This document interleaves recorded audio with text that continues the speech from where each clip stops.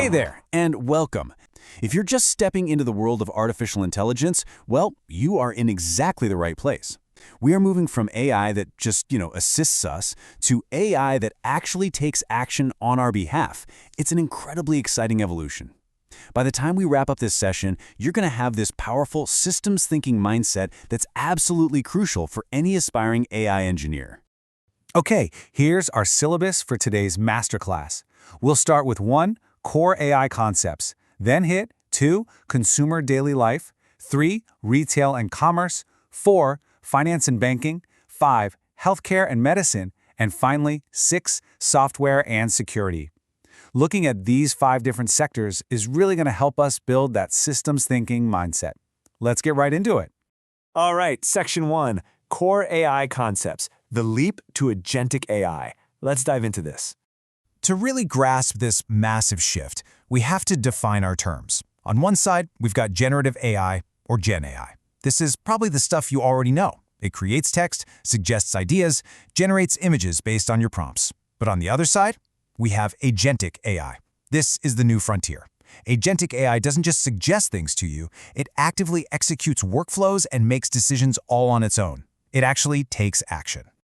To make this really stick, I want you to keep this specific mental model in your head. Think of GenAI as your co-pilot. Now, a co-pilot is great, right? They give you ideas, they draft up plans, they offer advice. But at the end of the day, you're still the one flying the plane.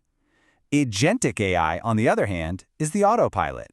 It actually executes the tasks, monitors the environment, and makes real-time decisions completely on its own. No button pressing required from you.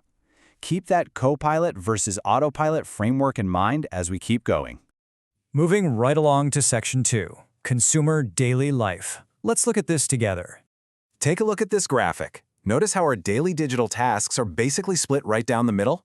Generating is over on the left, and acting is on the right.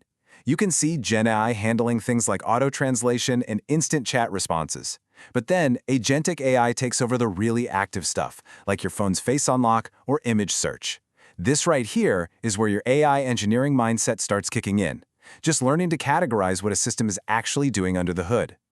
Think about it this way. When you're typing an email and it suggests the next few words, that's autocomplete writing, classic GenAI copilot.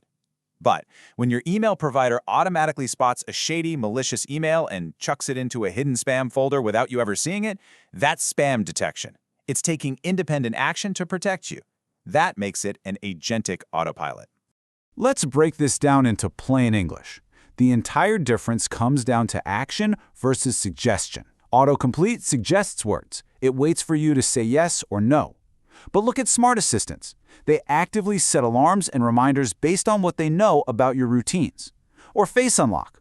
It actively executes security protocols the split second it sees your face. It doesn't ask you, hey, should I unlock this? It just makes the decision and does it. All right, time for our first practical exercise. I want you to mentally categorize this. If an AI automatically changes a product's price on a website because demand suddenly went through the roof, is that generative or agentic? Take a second. Got it? The answer is agentic. Why? Because it's taking independent action and executing a pricing workflow without a human manually typing in the new price tag. And that leads us perfectly into Section 3, Retail and Commerce. Let's see that practical exercise out in the wild. As an AI engineer looking at retail and e-commerce, you're not just looking at a digital storefront. You are looking at a massive, complex ecosystem. GenAI is handling the 24/7 customer chat support and predicting demand, sure. But Agentic AI, it's taking over the physical operations, stuff like robotic inventory control and automated visual shopping. Now, what's really fascinating about this is seeing how a modern store evolves.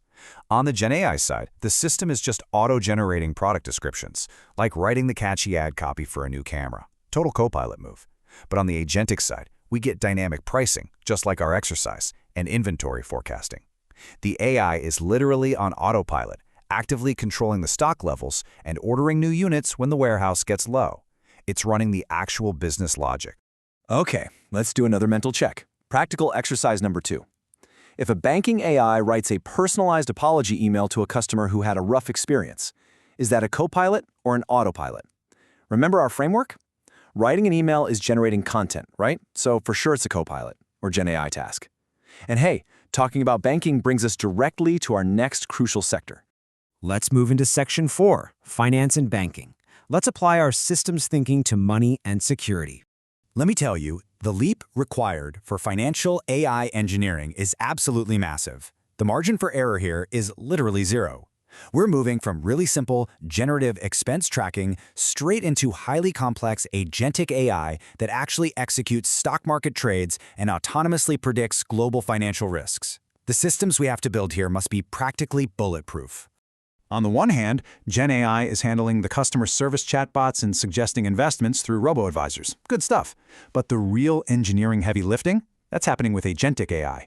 It's detecting fraud by continuously monitoring millions of transactions for any weird patterns. And look at this term here, KYC automation. Let's de-jargonize that. KYC stands for Know Your Customer.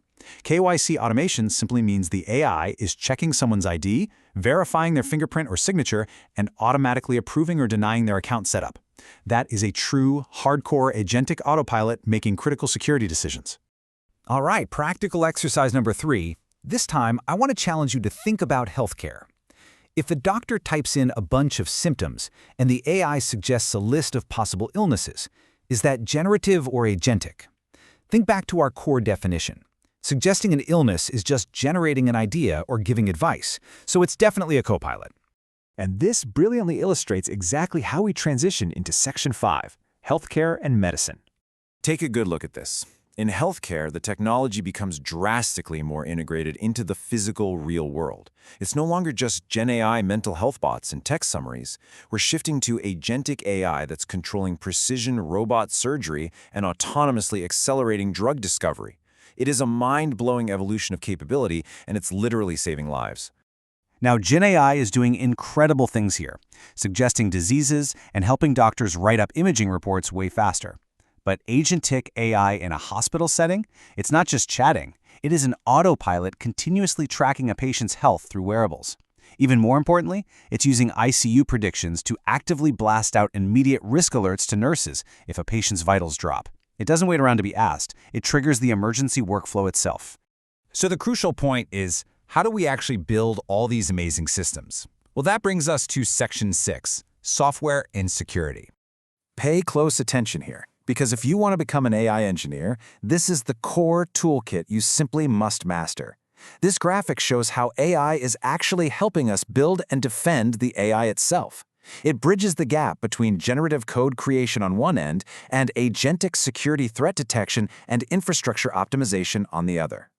Let's walk through the evolution of an engineer's toolkit. Step 1 is copilot coding. That's using GenAI for automatic code completion, basically autocomplete for programmers. Step 2, we move to autopilot debugging, where Agent AI actually hunts down and fixes logic errors all on its own.